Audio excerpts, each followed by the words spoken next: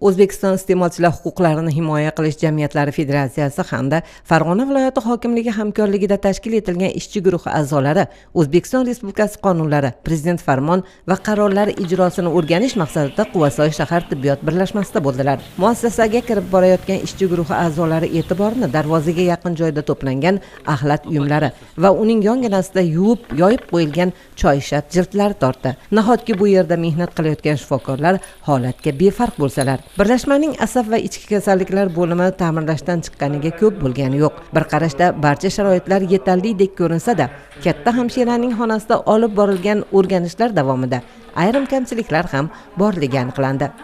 Onam harorati 25-26 gradusgacha dori-darmonimni saqlashim kerak. Hozir qayerdan bilasiz endi uni?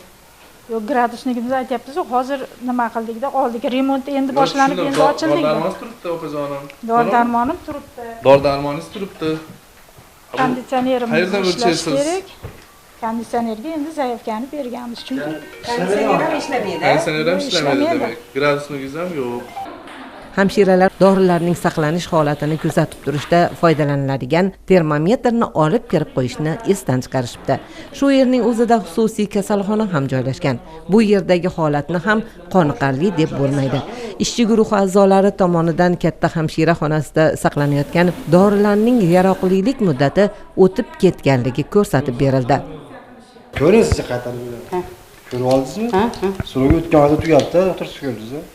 Bolalar bo'limida kichkintoylar uchun sharoit yetarli deyishdi shifokorlar. Haqiqatdan ham bir qarashda shunday, ammo xonalar dim, hatto derazalarga parda ham tortilmagan. Bu esa yozning issiq kunlarida bemor bolalarning tez sog'ayib ketishiga salbiy ta'sir ko'rsatmaydi deb bo'lmaydi. Odamlar ko'rsatilayotgan tibbiyot xizmatidan rozi bo'lishlari kerak. Davlatimiz rahbarining talablari ham shu. Demak, shifokorlar xalq talabi, haq talab ekanligini unutmasliklari, yuklatilgan vazifaga sidqidildan yondashishlari zarur.